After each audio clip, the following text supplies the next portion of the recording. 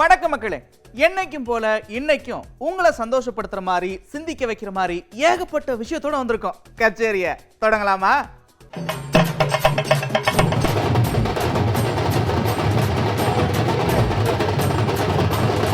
நல்லா ஜோரா கை தட்டியா. வாடி வாசல்ல காலை வரப்போகுது.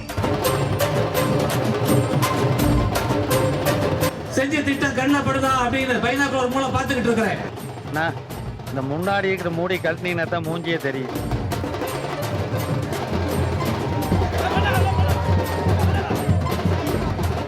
எலிப்படைன்னு ஒரு ஆள் வச்சுக்கிட்டு திமுகவுக்கு போய் சேரணும், அதுக்கு பரிதாபமா இருந்துச்சு. ஒரு திருவிழா மேடையா இருந்தா என்ன, அரசியல் மேடையா இருந்தா என்ன, எதுவா இருந்தாலும் ஆட்டம் ரொம்ப முக்கியம். அது மட்டும் இல்ல, ஆட்டத்துக்கு வயசெல்லாம் ஒரு தடையே இல்ல அப்படின்ற மாதிரி ஒருத்தங்க செம குத்தி இருக்காங்க. பார்க்கலாமா?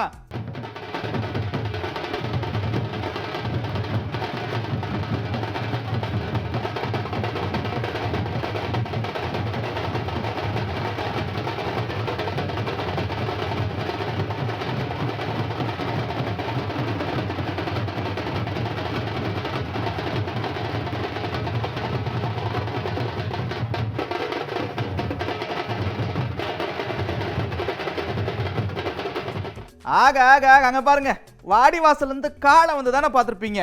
இப்ப பாருங்க, வாடி வாசல் இருந்து அண்ணன் வராரு. அண்ணன் பேச வராரு. நம்முடைய கழக பொதுச் செயலாளர், நம்மளில் ஒருவர், நமக்கானவர், விவசாயிகளின் தோழன், பாட்டாளிகளின் தோழன், நம் அண்ணன், கழக குடும்பங்களின் மூத்த அண்ணன் அண்ணன் எடப்பாடியார் உரை நிகழ்த்தினார். நல்லா ஜோரா கை தட்டியா. வாடி வாசல்ல காலை வரப்போகுது. நல்லா ஜோரா கை தட்டியா. வாடி வாசல்ல காலை வரப்போகுது. காலை வரப்போகுது. வெள்ள வீசு, வீசுடா, வீசு, வீசுடா, வீசுடா, வெள்ள வீசு, வீசு. அது ஒண்ணும் இல்ல, தூரத்துல இருக்கிற விஷயத்தை பாக்குறதுக்காக பைனாக்குலரை தேடி தேடி பார்த்தனா கேமராலையும் ஜூம் பண்ணி பார்க்கலாமே அப்படின்னு கொண்டு வந்துட்டேன். வேற ஒண்ணும் இல்ல, பார்க்கலாமா? அவர் இவ்வளவு திட்டங்களை சொல்லி இருக்கிறாரு. இந்த திட்டங்களை நடந்திருக்கான்னு பாக்குறதுக்காக பைனாக்குலரோட நான் வந்திருக்கிறேன். தலைவரே அங்க பாருங்க, ஒரு நிமிஷம். பிரஸ் எல்லாம் இருக்கிறீங்க. இன்னைக்கு பைனாக்குலர் மூலம் அப்படி தேடி பார்க்கிறேன். எங்கேயாவது கடந்த பாராளுமன்ற உறுப்பினர் வெங்கடேசன் அவர்கள் செஞ்ச திட்டம் கண்ணப்படுதா அப்படின்னு பைனாக்குலர் மூலம் பார்த்துக்கிட்டு இருக்கிறேன். ஓவர் இருட்டா இருக்க. இந்த முன்னாடி இருக்கிற மூடி கழட்டினீங்கன்னா தான் மூஞ்சியே தெரியும். பிரஸ் எல்லாம் தெரியுறீங்க. தூரத்துல பாலம் எல்லாம் தெரியுது. இந்த பாலம் எல்லாம் 30-40 வருஷம் ஆயிடுச்சு இந்த பாலம் கட்டி. அதுக்கு வெள்ளை அடிச்சு ஒருவேளை அதுக்கு கல்வெட்டு வச்சுட்டாரான ஒரு சந்தேகம். அப்படி ஒரு திட்டத்தையும் செய்யல. இன்னும் பார்த்தோம்னா ரொம்ப தொலை தூரத்துல பார்த்தோம்னா அமைச்சர் உதயநிதி தெரிகிறாரு. கையில ஒரே ஒரு செங்கல் வச்சுக்கிட்டே இருக்கிறாரு. 5 வருஷத்துக்கு முன்னாடி தூக்கணும் செங்கல். சிலபஸ மாத்தவே இல்லை. அதே சிலபஸ கையில வச்சுக்கிட்டு இருக்கிறாரு. அவர் கை வலிக்க போகுதுன்னு நினைக்கிறேன். இப்படி நம்மளை பூரா ஏமாத்தி இருக்கக்கூடிய இந்த திமுக அரசை வீட்டுக்கு அனுப்புறதுக்காக சும்மாவே இருந்த பழைய பாராளுமன்ற உறுப்பினர் திரும்பவும் அவரு சீட்டை வாங்கிட்டு வந்திருக்கிறாரு. அவங்க என்னடான்னா மாநில தேர்தலுக்கு ஓட்டு கேட்கிற மாதிரி கேட்குறாங்க. இவங்க என்னடானா ஏதோ கவுன்சிலருக்கு ஓட்டு கேட்குற மாதிரி கேட்குறாங்க.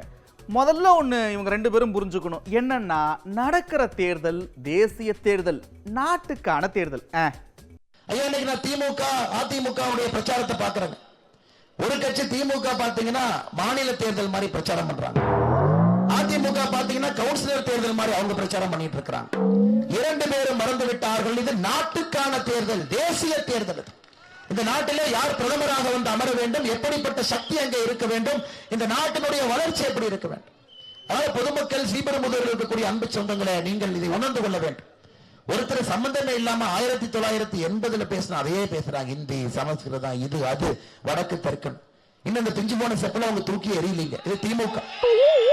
அதிமுகவை பொறுத்தவரை தேர்தலை மறந்துவிட்டு கவுன்சிலர் தேர்தல் அவங்க பாட்டு ஊரூரா பிரச்சாரம் பண்ணி கொண்டிருக்கின்றார். எதுங்க எலெக்ஷன் நிக்கிறீங்கன்னா அதிமுக என்ன சொல்றாங்கன்னா மத்திய அரசை வலியுறுத்துவதற்காக நிக்கிறாங்களாம். அப்ப இவர் யாருங்க? இவர் மத்திய அரசிலே அங்கம் வகிப்பதற்காக நிற்கின்றார். அண்ணன் வேணுகோபால் அவர்கள் மத்திய அரசிலே அங்கம் வகிப்பதற்காக நின்று கொண்டிருக்கின்றார். அதிமுக நண்பர்கள் சொல்றாங்க, இல்ல இல்ல மத்திய அரசு யாராச்சும் வருவாங்க, நீங்க எங்களுக்கு ஓட்டு போட்டீங்கன்னா நாங்க போய் வலியுறுத்தி விட்டு வருவோம். இத்தனை பேருக்கு நம்மளே சும்மா வாங்க நிக்கிறோம் கை கட்டி. ஓஹோ, இதுல இப்படி ஒரு பிளான் இருக்கோ? அது ஒண்ணும் இல்லைங்க, இந்த வேட்பு மனுவை வேணும்னே தப்பா கொடுத்து அதை ரிஜெக்ட் பண்ணிட்டா பாருங்க, மாநில அரசு இப்படித்தாங்க வேணும்னே ரிஜெக்ட் பண்ணியிருக்கிறாங்க. அப்படி ஒரு அரசியலை பண்ண பார்த்தாங்க, ஆனா அது முடியல அப்படின்னு ஒருத்தர் சொல்லியிருக்கிறார். இது வந்துங்க பக்க ஃப்ராடு. எந்த அரசியல் கட்சியும் செய்யாத ஃப்ராடு தானே அது.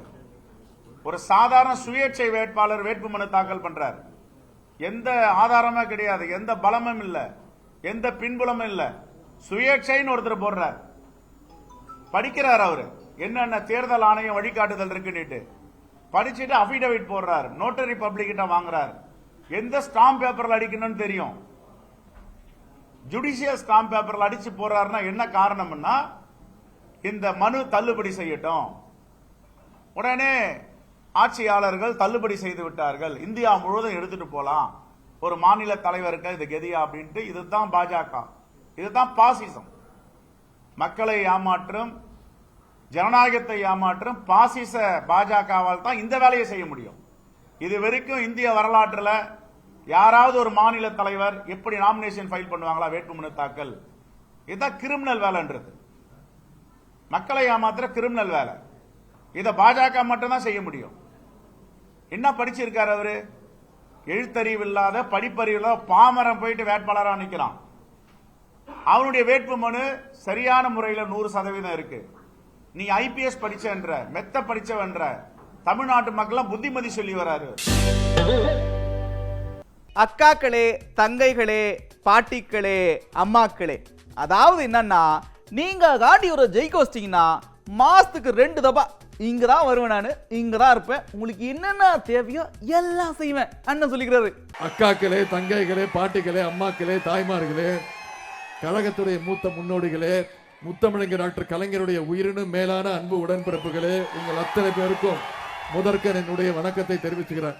சென்ற முறை நம்முடைய எதிரிகள்லாம் ஒன்னா சேர்ந்து நின்று வந்தாங்க, புரியுதா? இன்னைக்கு எல்லாம் பிரிஞ்சு பிரிஞ்சு நிக்கிறாங்க. எனவே குறைந்தது 5 லட்சம் வாக்கு வித்தியாசத்துல நம்முடைய வேட்பாளர், வெற்றி வேட்பாளர் சசிகாந்த் செந்தில் அவர்களை கை சின்னத்துல வாக்களிச்சு நீங்க மிகப்பெரிய வெற்றியை கொடுக்கணும். நான் இப்ப உங்களுக்கு ஒரு சவால் விடுக்கிறேன். நீங்க குறைந்தது 5 லட்சம் வாக்கு வித்தியாசத்துல கை சின்னத்துல வாக்களிச்சு சகோதரர் சசிகாந்த் செந்தில் அவர்களை நீங்க தேர்ந்தெடுத்துட்டீங்கன்னா, நாடாளுமன்றத்துக்கு அனுப்பிச்சிட்டீங்கன்னா, நான் உங்களுக்கு வாக்குறுதி கொடுக்கிறேன், மாசம் 2 நாள் நான் இங்க வந்து திருவள்ளூர் தொகுதியில தங்கி உங்களுடைய நாடாளுமன்ற உறுப்பினரோட சேர்ந்து, உங்களுடைய மாவட்ட செயலரோட சேர்ந்து முதலமைச்சர்கிட்ட கொண்டு போய் இந்த பகுதிக்கு, இந்த நாடாளுமன்ற தொகுதிக்கு தேவைகளையும் நான் உறுதி செய்ய இப்போ நான் வாக்குறுதி கொடுத்துட்டேன். கண்டிப்பா நீங்க செஞ்சீங்கன்னா என் வாக்குறுதியை நான் காப்பாற்றுவேன். இப்ப நான் உங்களை கேட்கிறேன், நீங்க கொடுக்கக்கூடிய வாக்குறுதியை காப்பாத்துவீங்களா? கூட்டணியில் இருக்கிற 40 இடங்களும் ஜெயிக்கணும்ன்ற ஒரு நல்லெண்ணத்தின் அடிப்படையில் எனக்கு 2லாம் வேணானே அவங்க தான் கேட்கல. ஆக என்னென்ன சொல்றீங்க? அப்போ நீங்க 40 இடத்துல நின்னா ஜெயிக்க மாட்டீங்களா? அப்படிலாம் நீங்க கேட்க கூடாது, சரியா? 40 தொகுதிகளிலும் இந்த கூட்டணி வெற்றி பெறணும் அப்படிங்கிற ஒரே காரணத்திற்காக நான் எனக்கு அவங்க கொடுத்த எண்ணிக்கை வேற. நான் 2 போதுன்னு முடிவெடுத்தா 1 போதுன்னு சொன்னதை பாருங்க. ஒரு நிலைமை, ஒரு ஆளு என்னமோ படை, எலிப்படைன்னு ஒரு ஆள் வச்சுக்கிட்டு திமுகவுக்கு போய் சேரணும், அதுக்கு எலிப்படைன்னு ஒரு ஆள் வச்சுக்கிட்டு திமுகவுக்கு போய் சேரணும், அதுக்கு பரிதாபமா இருந்துச்சு. ஒரு தொகுதி கூட வேணான்னு திரு அண்ணாமலைகிட்ட சொன்னேன். கேளுங்க, அவங்க கட்சி இந்த பொறுப்பாளர் வந்திருக்காரு. எங்களுடைய எண்ணம் அம்மா மக்கள் முன்னேற்ற கழகம் பாராளுமன்ற தேர்தலில் நின்று வெற்றி பெறுவதை தாண்டி தேசிய ஜனநாயக கூட்டணி தமிழ்நாட்டில் மாபெரும் வெற்றி பெறணும். இங்க இந்த போதை மருந்து வியாபாரம் செய்கிற கட்சி கூட்டணிக்கு தோல்வியை தரணும். துரோக கூட்டணி தோல்வி பெறணும். இனி தமிழ்நாட்டு அரசியல்ல எந்த ஒரு அரசியல்வாதியும் துரோகம் செய்யவே அஞ்சணும். அதே மாதிரி ஒரு பலத்தாடிய பழனிசாமி துரோக கூட்டத்துக்கு கொடுக்கணும். ஹலோ, எக்ஸ்கியூஸ் மீ, கொஞ்சம் கதவை திறக்கிறீங்களா? திருடிட்டு போயிடுறேன். அப்படி திருடுறதுக்கு அனுமதி கேட்கிறாங்க, காசை கொடுத்து திருட அனுமதி கேட்கிறாங்க. ஏழை தாயின் மகன், எங்களை ஜெயிக்க வைங்க. தேர்தலில் நின்று செலவழிக்க காசு கிடையாது. என்னையே இவனை கைது பண்ணி விசாரிக்கும் போது கடந்த தேர்தலில் நின்றீர்களே, எவ்வளவு செலவழித்தீர்கள்? இவ்வளவுதான். நீங்கள் எவ்வளவு செலவழித்தீர்கள்?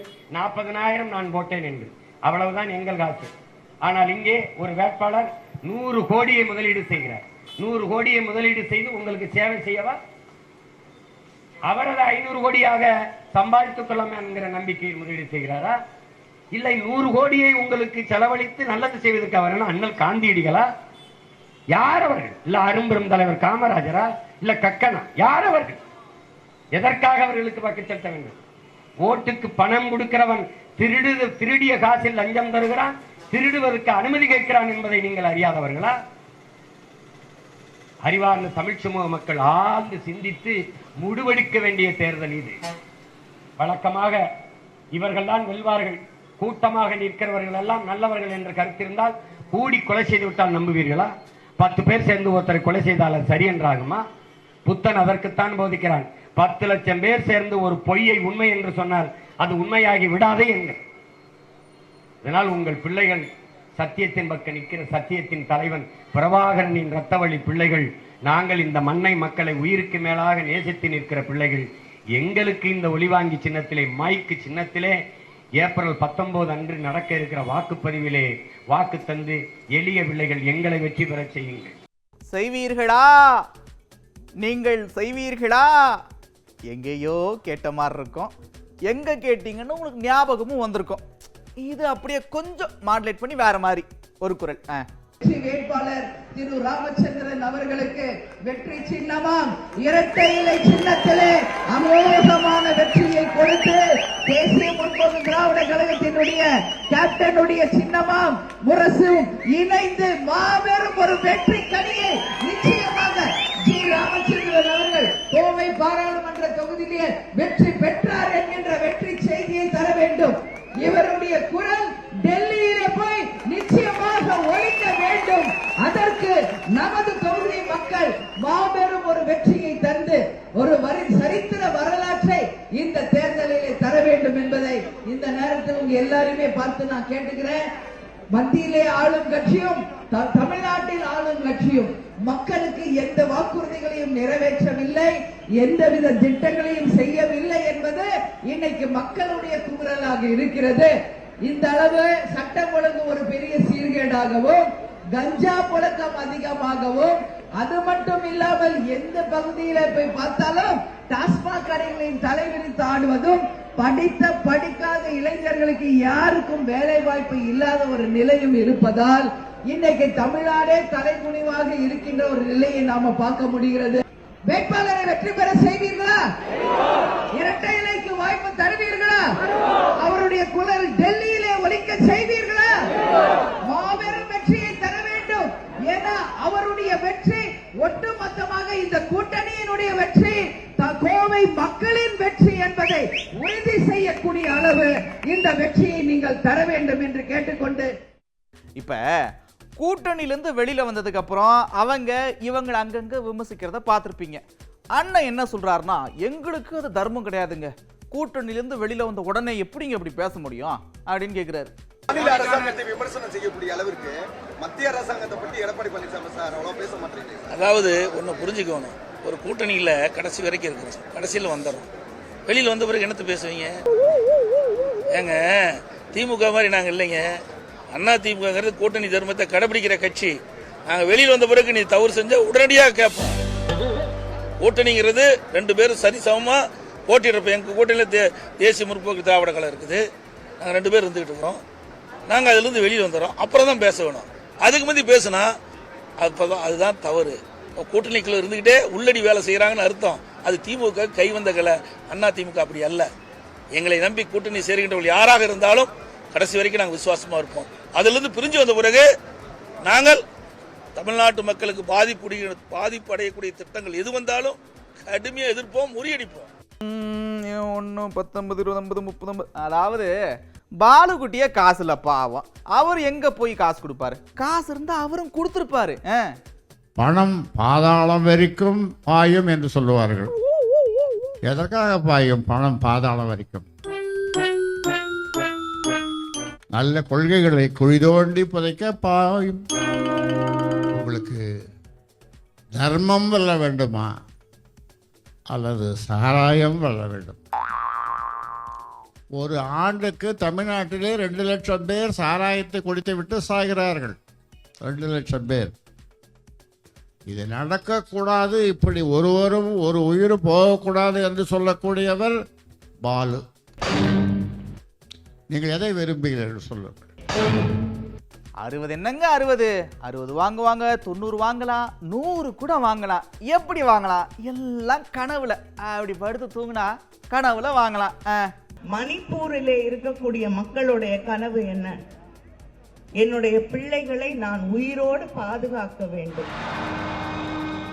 என் பிள்ளை காணும், உயிரோட திரும்பி வரும் வராதா? வந்தா போதும், வேற ஒண்ணுமே வேண்டாம் என் வாழ்க்கையில. என் வீடு நான் திரும்பி என்னைக்காவது ஒரு நாள் என் வீட்டுக்கு இந்த முகாம்ல இருந்து திரும்பி போக முடியுமா? முடியாதா? என் அம்மா அப்பா என்னோட இருக்காங்க. இந்த முகாம்ல மருந்து மாத்திரை வாங்க முடியல. இதுதான் பிஜேபி ஆட்சி செய்யக்கூடிய மாநிலங்கள்ல இருக்கக்கூடிய மக்களுடைய மனநிலை. தருமபுரியில சிப்காட்டு, இங்க முதல் தொகுதி. பாருங்க என்னெல்லாம் பேசுறாங்க பாருங்க, எப்படிலாம் பேசுறாங்க பாருங்க. கேட்க நல்லா இருக்கா இல்லையா? நீங்களும் ஒரு டைம் பார்த்துட்டு வாங்க.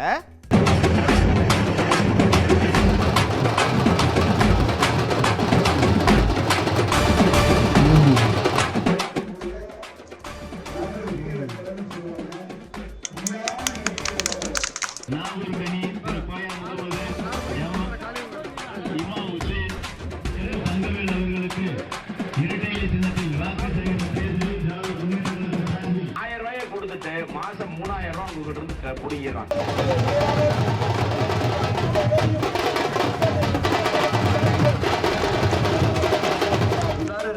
இன்முகம் காட்டி இருகரம் கூப்பி இரவு உயர்த்துகின்ற அழகா சொன்னார் பள்ளிவேல். நம்ம கோயில் கும்பாபிஷேகத்தை அன்னைக்கு முழுமையா இங்கே இருந்து அன்னதானம் போட்ட அன்பு தம்பி எப்போதும் உங்களோட இருப்பார்.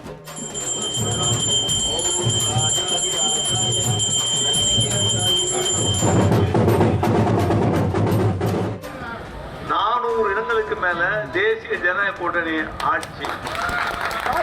தேசிய ஜனநாயக கூட்டணி பாராளுமன்ற உறுப்பினராக பெற்று மீண்டும் பாரத பிரதமராக திரு நரேந்திர மோடி அவர்கள்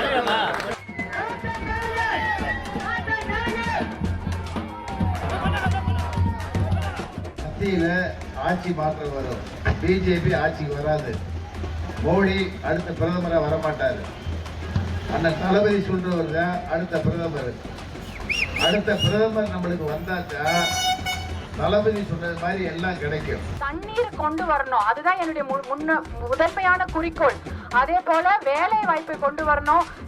படிக்கிற பெண்களுக்கு ஒரு பக்கத்துல கல்லூரிகள் கொண்டு வரணும் படிக்கிறதுக்கு இல்லையா. நம்ம பொம்பளை பசங்க நல்லா படிக்கணும், வேலை செய்யணும், அவங்களுக்கு ஒரு பொருளாதார சுதந்திரம்.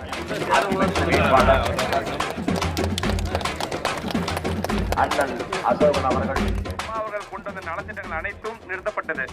அது திரும்ப வேணுமா இருந்தா ஐயா எடப்பாடியார் அவர் திரும்ப ஆட்சி அமையணும்.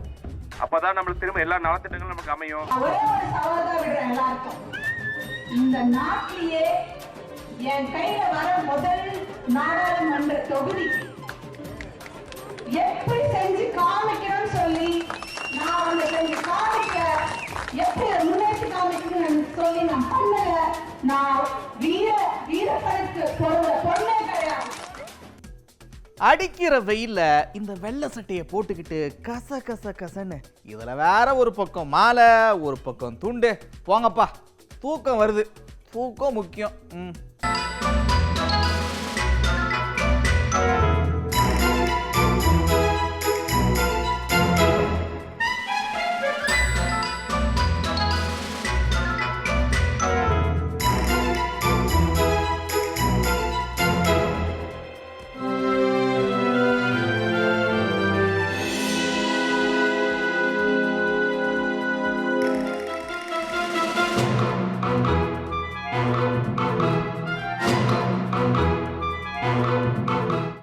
வழக்கம் போல இன்னைக்கும் கச்சேரி களை கட்டியிருக்கும்னு நினைக்கிறேன். இதே மாதிரி சுவாரஸ்யமா மற்றொரு நிகழ்ச்சியில் உங்களை சந்திக்கிறேன். அதுவரை விடைபெறுவது நான் நந்தா. இது தேர்தல் கச்சேரி. Hello right hello 1 2 3 hello